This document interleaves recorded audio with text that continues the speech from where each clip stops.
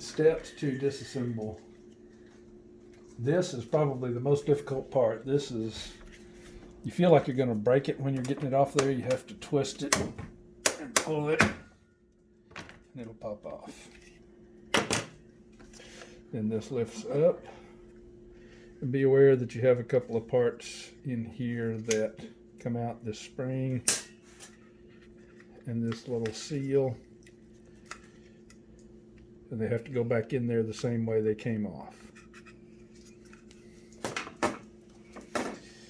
Press in on this little button, lift up, and pull out. Take the top off.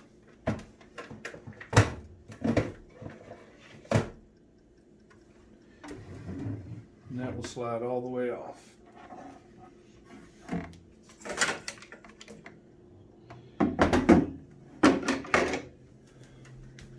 Grab the blade and pull it straight off. There's a seal here. Pull it off. Grab the seal back here and pull it off.